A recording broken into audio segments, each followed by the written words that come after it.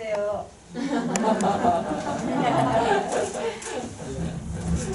인사해 주신 센세 감사합니다. 오늘이 한국교회 기독교 절기상으로는 오늘이 부활절에 해당합니다. 저희들은 다음 주에 부활절 말씀을 두기고 형제님께서 오늘 말씀 뒤에 마태복음 25장 열처녀 비유로 부활절 메시지를 섬겨주시겠습니다. 인류의 긴 역사 속에서 가장 놀라운 사건, 일어난 사건 중에 가장 놀라운 사건 한 가지를 말하라고 한다면 무엇을 말하시겠습니까? 그것은 바로 예수님의 부활 사건입니다. 왜냐하면 예수님의 부활은 인류 시초 아담으로부터 시작된 죽음의 역사가 끝이 나고 부활의 새 시대가 열렸기 때문입니다. 그래서 사도 바울은 고린도전서 15장 22절에서 아담 안에서 모든 사람이 죽은 것 같이 그리스도 안에서 모든 사람이 삶을 얻으리라 장엄하게 선언하였습니다. 예수님의 부활을 우리 함께 큰 박수로 축하를 올려드립시다. 네. 성환이 박수. 예수님 왜 그런가 하면 예수님의 부활은 곧 나의 부활이기 때문입니다. 예수님의 부활이 역사상 일어난 가장 크고 놀라운 사건이었다면 앞으로 미래의 역사 가운데 앞으로 미래에 일어날 가장 크고 놀라운 사건은 무엇일까요? 바로 그것입니다. 예수님의 Jesus Second Coming, 예수님의 다시 오심입니다. 그날 얼마나 충격적일까요? 우리가 그것을 현실로 보게 될 때 아마 까무러칠 사람들 많을 것입니다. 신앙생활은 한마디로 예수님의 재림을 기다리면 소망하며 사는 삶입니다. 세상 사람 모든 사람을 두 부류로만 나눈다면 바로 예수님의 재림을 믿고 기다리며 사는 사람의 부류와 예수님의 재림을 믿지 않고 이 세상이 전부고 끝이라고 생각하며 사는 사람들, 그 두 부류밖에 없습니다. 여기 앉아 계신 모든 분들은 전자에 해당하는 줄을 믿습니다. 우리 모두 예수님의 재림을 기다리고 믿고 기다리고 소망하며 살아가기를 기도합니다. 우리에게 부활의 믿음과 재림의 믿음을 우리에게 주시는 하나님께 모든 감사를 드립니다. 함께 오늘 바로 그 재림에 관한 말씀입니다. 우리 함께 타이틀 같이 읽어보죠. 시작. 무화과 나무의 귤을 배우라. 참 의미심장한 말씀입니다. 저희 집에 거실에 무화과 나무를 하나 키우고 있습니다. 무화과 나무의 비유, 우리 함께 요절 빨간색으로 읽어보겠습니다. 시작. 무화과 나무의 비유를 배우라. 그 가지가 연하여지고 잎사귀를 내면 여름이 가까운 줄 아나니 이와 같이 너희도 이 모든 일을 하거든 인자가 가까이 곧 문 앞에 이른 줄 알라. 제가 기도하겠습니다. 고마우신 사랑의 하나님 아버지,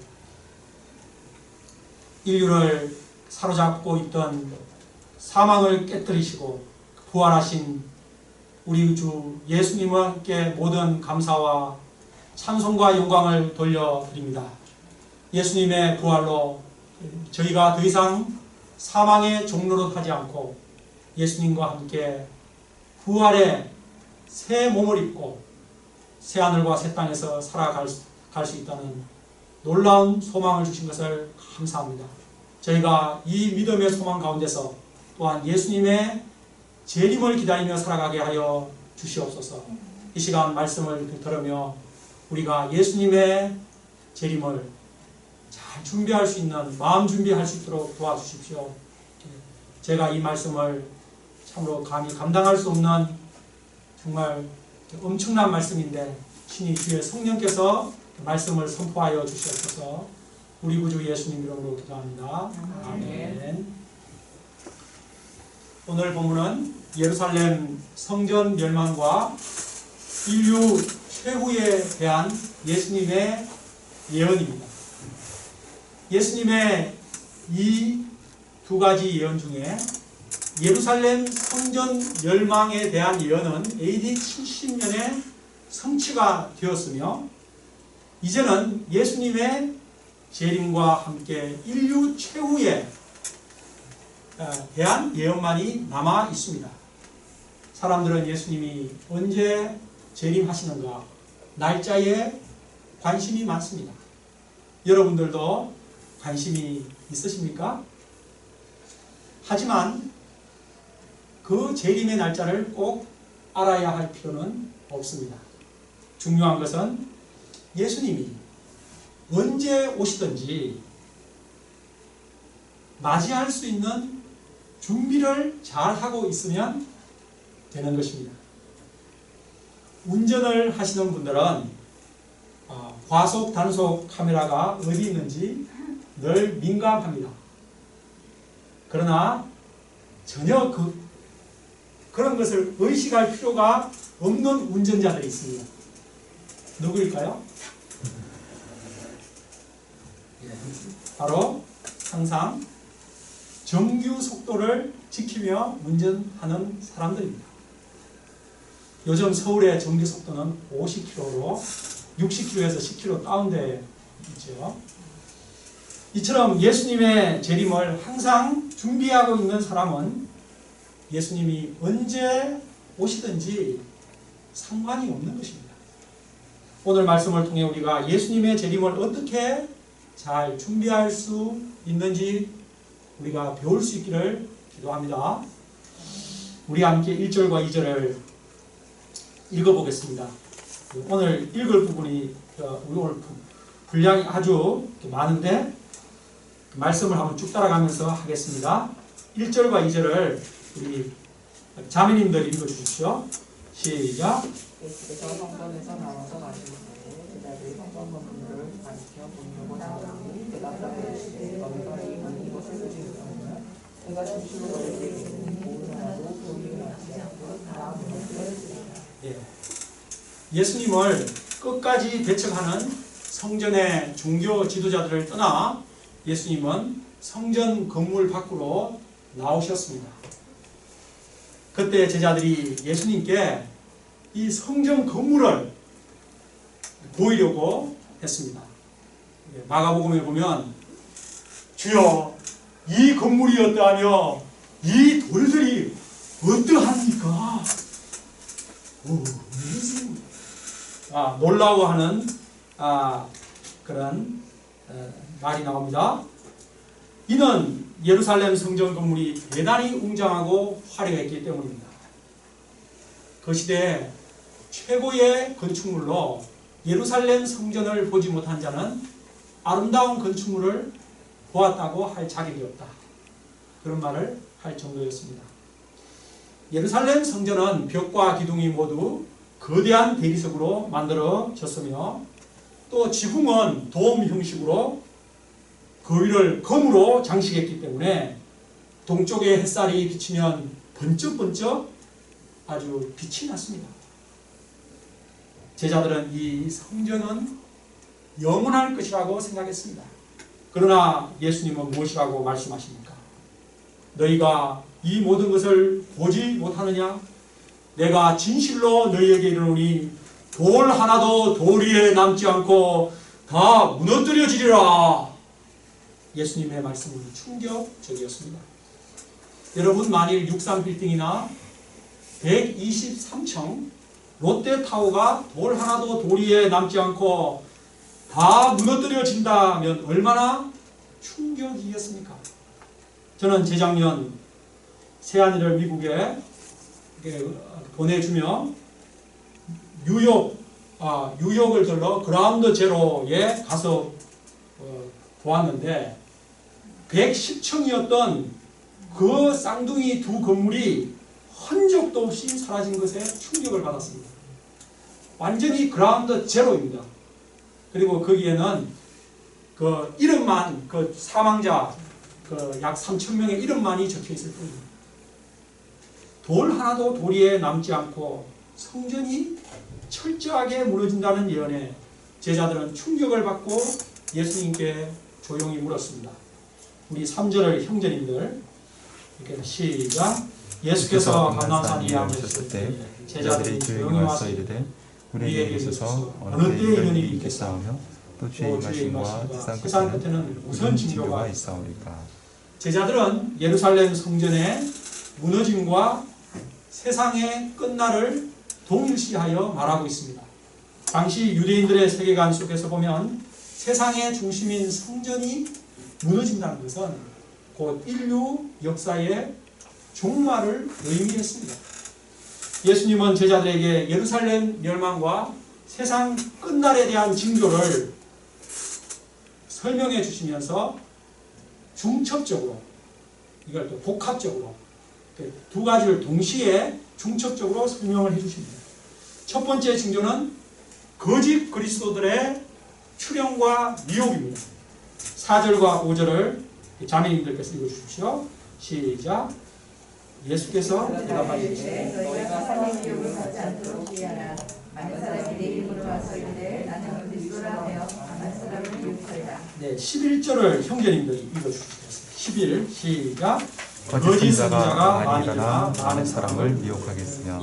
거짓 선지자, 거짓 그리스도들의 출현에 이어 두 번째 징조는 세상 곳곳에서 전쟁과 재난이 일어난다는 것입니다. 6, 7절을 보십시오. 난리와 난리 소문을 듣겠으나 너희는 삼가 두려워하지 말라. 이런 일이 있어야 하되 아직 끝은 아니니라. 민족이 민족을, 나라가 나라를 대적하여 일어나겠고 곳곳에 기근과 지진이 있으리니. 세상 끝날이 다가올수록 전쟁의 소식과 기근과 지진이 심해집니다. 우리나라는 원래 지진 안전지대라고 하였는데 최근 들어 경상도 지역에 지진이 자꾸 일어나고 있습니다. 점점 많아지는 이러한 세상의 재난들은 마치 산모의 산통 후에 아기가 태어나듯이 예수님의 재림을 알리는 전조현상과 같은 것입니다. 그러므로 우리 신자들은 세상에서 일어나는 전쟁과 재난들을 볼 때 놀라거나 두려워할 필요가 없습니다. 세 번째 징조는 신자들이 당할 박해입니다. 9, 10절을 자매님들께서 읽어주십시오. 시작. 그때의 사람들은 너희를 편에 넘겨주겠으며 너희를 죽이리니 너희가 내 이름 때문에 모든 민족에게 미움을 받으리라. 그때 많은 사람이 실족하게 되어 서로 잡아주고 서로 미워하겠으며. 세상 끝날이 될수록 신자들에 대한 박해가 심해집니다. 환난에 신자들을 넘겨주고 심지어 죽입니다. 이런 일을 당할 때 실족하는 신자들도 생기고 서로 밀고 하고 미워하는 일도 생깁니다. 불법이 성함으로 사람들의 사랑이 식어집니다. 세상의 사랑이 식는 것은 괜찮은데 교회 안에서 성도들 간에 서로 사랑이 식을 때 얼마나 힘들겠습니까? 우리 관악초부는 영원히 그렇게 안 되기를 기도합니다. 그러나 이런 현실이 닥친다고 하더라도 우리는 놀라지 말아야 합니다. 그리고 우리는 기억해야 합니다. 무엇을 기억해야 합니까? 13, 14절을 다 같이 읽겠습니다. 시작. 그러나 끝까지 견디는 구원을 얻으리라. 이 천국 복음이 모든 민족에게 전되게 하여 온 세상에 전파되리니 그제야 끝이 오리라. 두 가지를 기억해야 한다고 되어 있죠. 먼저는 끝까지 견디는 자가 구원을 받는다. 박해를 심하게 당하면 너무 힘들어서 신앙을 포기하고 싶은 생각이 들 수 있습니다. 진광이를 죽이겠다. 이러면 포기하고 싶은 생각 안 들겠어요? 그냥 안 믿는 걸로 할게요. 자꾸 요소와 목장 자꾸 이렇게 같이 예배 드리자고 해서 예배 드린 거고, 그리고 요소와 목장 잡아가세요.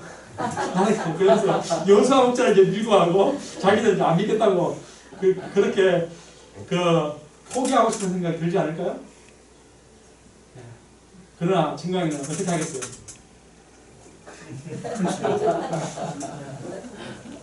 그렇게 하지 않겠죠, 그죠? 예. 바로 그것입니다. 이것이 바로 끝까지 견디는 겁니다. 끝까지 견디는 자가 구원을 받는다. 예. 다음으로 무엇을 기억해야 됩니까? 천국 복음이 온 세상에 전파되면 그제야 끝이 오리라. 이걸 기억해야 된다고요. 세상 끝을 예언한 많은 예언가들이 있었습니다. 여러분은 언제 세상 끝이 올 것이라고 생각하십니까? 세상 끝이 오기는 온다고 생각하십니까? 지구가 지금 계속해서 유사일에 계속해서 그냥 그대로 있는데 뭘 끝은 끝이 있어.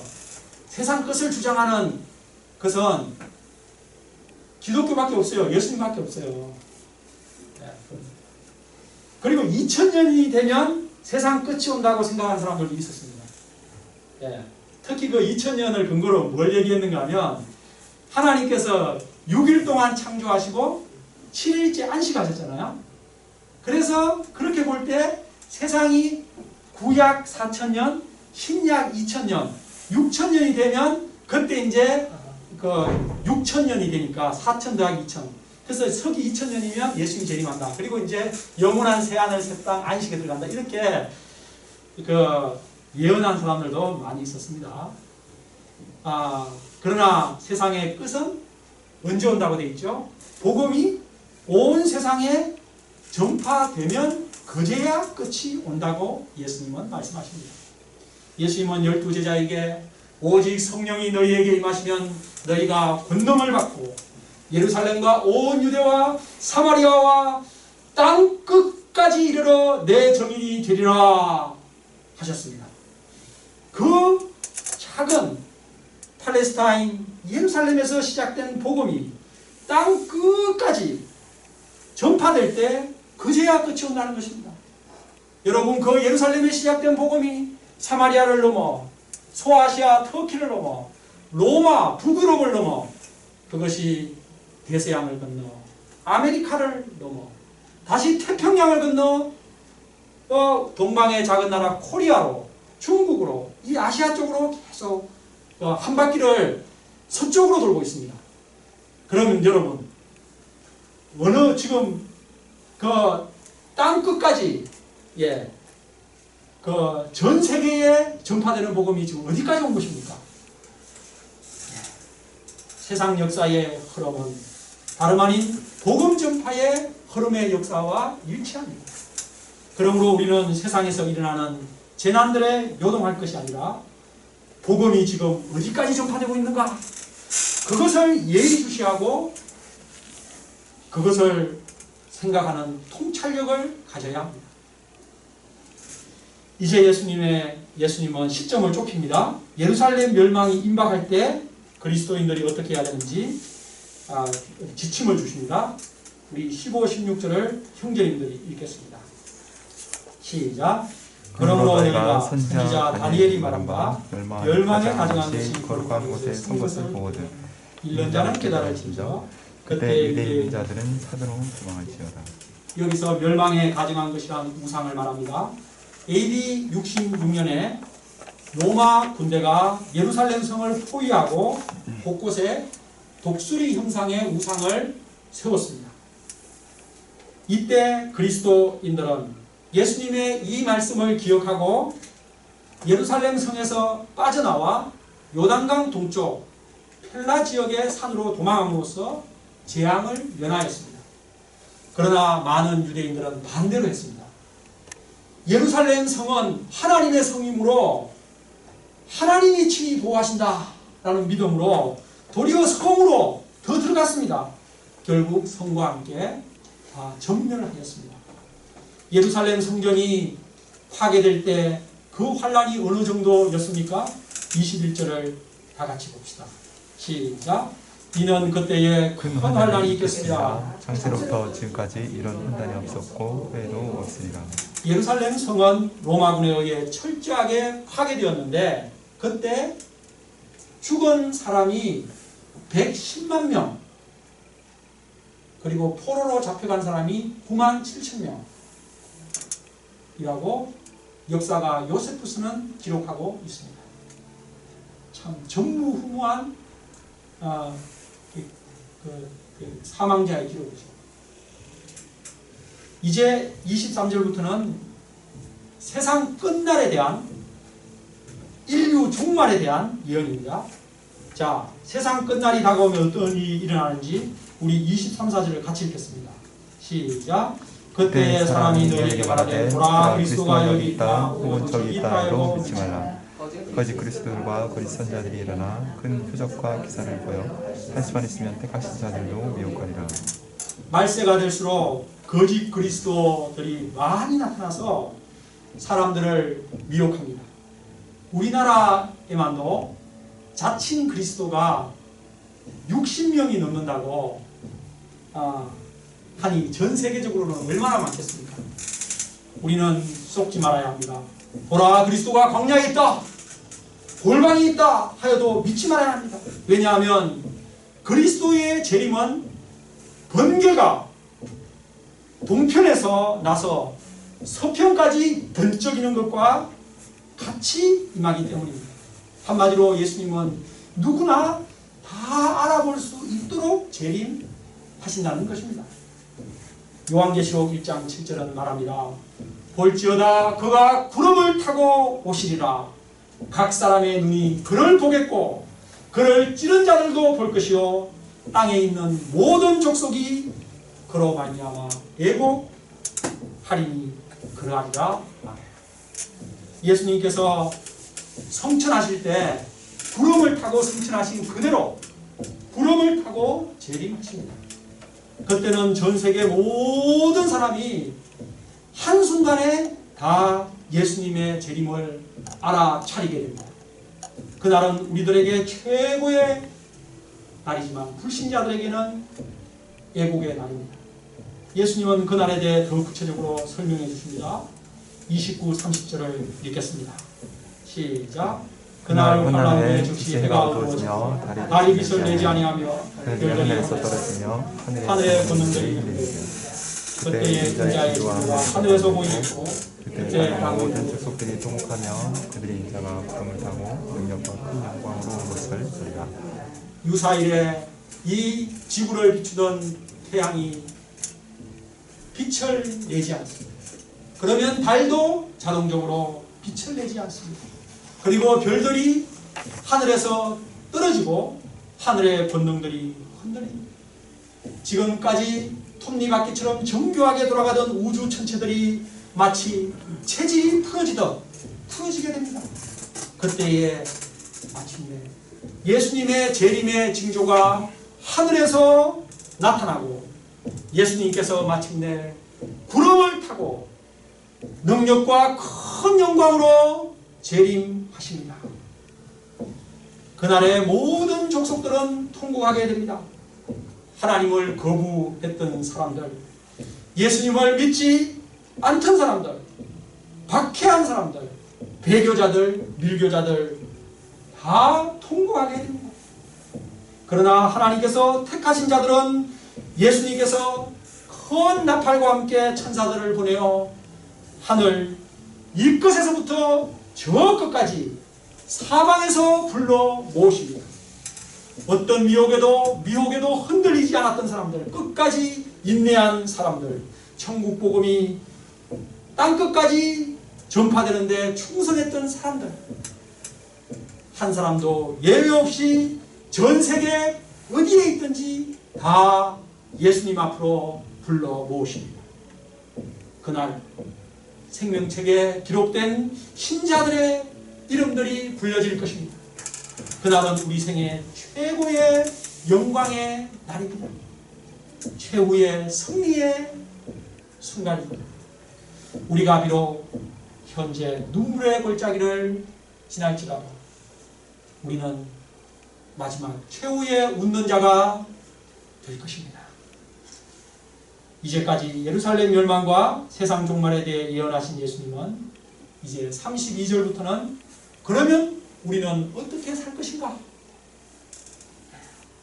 구체적으로 알려주십니다. 우리 32, 33절 요즘 읽겠습니다. 시작. 무화과나무의 비를 베어라. 그 가지가 지고 잎사귀를 내면 여름이 가까운 줄을 알아니. 이와 같이 너희도 이 모든 일을 보거든 인자가 가까이 곧 문 앞에 이른 줄 알라. 요즘 봄꽃이 아주 만발합니다. 지난주 벚꽃이 활짝 피었는데 제가 지난 월화에 김천 성산 제 부친 계신 고향에 갔다는데 그곳에서 벚꽃이 그냥 피크였습니다. 근데 이제 어제 그저께 비가 와서 벚꽃의 축제가 끝났죠. 근데 재밌는 것이 벚꽃은 꽃이 먼저 펴요. 그리고 꽃이 떨어지면 파란 잎이 나와요. 그래서 이제 보시면 벚꽃나무들이 파란 새싹을 조금씩 돋기 시작합니다. 예. 나무들이 요즘 이제 초록색, 연두색이, 정확하게 연두색 잎 색깔을 낼 때가 저는 너무 아주 보기가 너무 아름다워요. 예. 그 연두색 이파리를 보고 있으면은 곧 이제 여름이 오겠구나. 여름이 오면 연두색이 어떻게 됩니까? 진한 초록색으로 바뀌죠. 여름이 가까이 온 것을 아는 것입니다. 이처럼 무화과 나무 가지가 연해지고 잎사귀를 내면 여름이 가까운 줄 누구나 깨닫습니다. 이와 같이 우리도 예수님께서 알려주신 이러한 징조들을 볼 때 예수님의 재림이 가까운 것을 알아야 합니다. 천지는 없어질지라도 예수님의 말씀, 곧 예수님의 재림은 반드시 성취됩니다. 그러나 그날과 그때는 아무도 모릅니다. 하늘의 천사들도 심지어 아들도 모르고 오직 하나님 아버지만 아십니다. 그러므로 예수님의 재림 날짜가 몇 월 며칠이다. 이렇게 못 박는 자들은 다 100% 이단임을 확신하면 됩니다. 예수님은 재림의 날이 마치 무슨 때와 같다고 하셨죠? 우리 함께 37절을 같이 읽겠습니다. 시작. 노아의 때와 같이 인자의 맘도 그러하리라. 노아 시대 사람들은 홍수가 나던 그날까지 먹고 마시고 장가가고 시집가고 그 온통 세상 일에만 푹 빠져서 살다가 갑자기 생각하지 않은 때 홍수가 들이닥쳐서 다 멸망했습니다. 이와 같이 예수님의 재림도 갑자기 생각지 않은 때에 들이닥칠 것입니다. 그날에 어떤 일이 일어난다고 했습니까? 40, 41절 참으로 두려운 말씀입니다. 우리 형제님들 읽겠습니다. 그때에 시작. 그때에 두 사람이 밭에 있으며 한 사람은 데려가고 한 사람은 버려둠을 당할 것이요 두 여자가 맷돌질을 하고 있으며 한 사람은 데려가고 한 사람은 버려둠을 당할 것입니다. 네. 같이 두 사람이 등산을 가는데 갑자기 한 사람은 같이 두 사람이 같이 테니스를 치는데 공을 이쪽에서 탁 치고 저쪽으로 치고 하는데 갑자기 치다 맞아 테니스 하고 갑자기 휴거가 되어버린 거예요. 네, 그런 일이 일어납니다. 그때 데려감을 당한 사람은 영생의 복락에 들어가는 것이고 반대로 버려둠을 당하는 사람은 영벌을 당하는 참으로 두려운 말씀입니다. 같이 맷돌을 돌리는데 둘이가 막 요즘 무슨 일이 있대 요즘 우리도 하면서 얘기하는데 갑자기 맷돌이라는 한 사람이 갑자기 그때 다 예수님께 데려감을 당하는 분들 되시기를 기도합니다. 그러므로 우리가 어떻게 살아야 합니까? 42절을 읽읍시다. 시작. 그러므로 깨어있으라. 어느 나라에 임하는지 너희가 알지 못하느니라. 예. 예수님은 마치 도둑같이 온다고 했습니다. 전혀 예상하지 못한 때에 옵니다. 그러므로 깨어있으라. 44절도 읽겠습니다. 시작. 이러므로 너희도 준비하고 있으라. 생각하지 않은 때 인자가 오리라. 예, 우리는 예수님이 언제 오시든 맞이할 수 있도록 늘 준비하고 있어야겠습니다. 그럼 어떻게 준비해야 할까요? 우리 마지막 45절 읽겠습니다. 시작. 충성되고 주의 주인은 종이 되어 주인에게 그 집 사람들을 맡아 때를 따라 양식을 나눠줄 나눠줄 자가 누구냐. 주인이 올 때에 그 종이 이렇게 하는 것입니다. 그 종이 복이 있으리로다. 재림을 깨어 준비하는 삶은 바로 충성되고 지혜로운 종으로 사는 것입니다. 곧 맡겨진 영혼들에게 때를 따라 말씀의 양식을 나눠주는 것입니다. 주님이 오늘 온다 는 그 마음 자세로 한결같이 충성하는 종은 복됩니다. 왜냐하면 어느 날 갑자기 주인이 와서 종이 충성하고 있는 것을 보고서는 그의 모든 소유를 그에게 맡길 것이기 때문입니다. 그러나 반대로 주인이 더디 오리라 어쩌면 안 올지도 몰라 이렇게 생각하고 술 친구들과 먹고 마신 종에게는 화가 있습니다. 왜냐하면 생각지 않은 날 알지 못하는 시각에 주인이 와서 그를 엄히 때리고 심판하실 것이기 때문입니다. 여러분, 방금 이 두 종의 차이점이 무엇입니까? 주인에 대한 생각의 차이였습니다. 바로 주인 대신 예수님에 대한 생각의 차이입니다. 한 종은 예수님이 당장 오늘이라도 온다. 내일 월요일 올지 모른다. 이런 마음으로 다른 종은 늦게 올 거야. 어쩌면 안 올지도 몰라. 라고 생각했기 때문입니다. 우리가 예수님이 당장 오늘 오실 수 있다는 생각으로 깨어 충성스러운 종으로 살 수 있기를 기도합니다. 결론을 맺겠습니다. 오늘 우리는 예루살렘 성전 멸망과 인류 최후에 대한 예수님의 긴 예언의 말씀을 들었습니다. 세상 사람들은 인류 최후의 날이라고 생각하면 대체로 재앙, 파괴, 멸망을 생각합니다. 그러니까 공포스럽게 생각합니다. 지구 온난화로 오존층이 파괴되고 북극의 얼음이 다 녹아서 인류가 지구에 더 이상 살 수 없게 된다든지 또는 핵전쟁이 일어나서 인류가 멸망한다든지 지금의 코로나보다 100배 더 강력한 바이러스가 대유행을 해서 인류가 멸종하게 된다든지 또는 SF 영화를 많이 본 사람들은 외계인의 침공이나 행성의 충돌로 멸망하게 된다든지 어쨌든 세상 사람들은 인류 최후를 공포스럽고 두려운 날로 생각합니다. 여러분은 어떻습니까? 그러나 우리 예수님을 믿는 사람들은 다릅니다. 우리 신자들에게 세상 끝날은 예수님의 영광스러운 세컨드 커밍의 날과 함께 새하늘과 새 땅이 도래하는 장엄한 축제의 날과 같은 것입니다. 얼마나 감사합니까? 그런 의미에서 우리의 신앙생활은 한마디로 예수님의 재림을 기다리며 재림을 준비하는 생활이 되어야 합니다. 이 시간 재림을 기다리는 우리들에게 베드로 사도님이 하신 말씀으로 메시지를 마치겠습니다.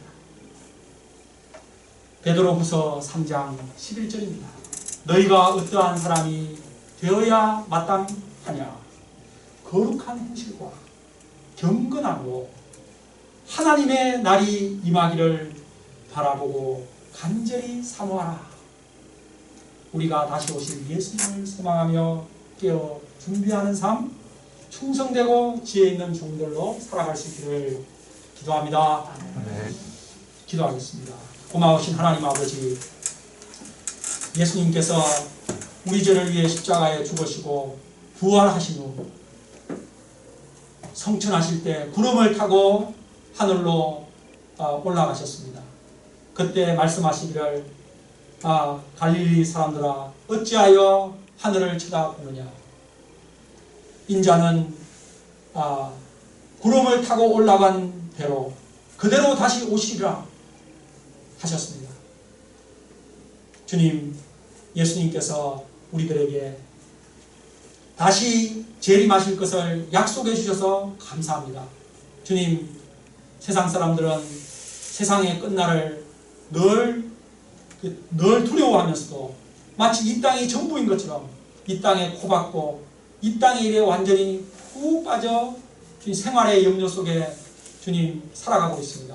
그러나 저희들은 주님 눈을 들어 하늘을 바라보게 하시고 예수님의 재림을 소망하며 기다리며 그 예수님의 재림을 주님 간절히 준비하며 살아가게 도와주시옵소서. 주님, 우리 마음에 영적인 통찰력을 주시고 주님 역사의 흐름을 바로 볼 줄 아는 주님 영적인 통찰력을 주옵소서. 예수님 이름으로 기도합니다. 아멘.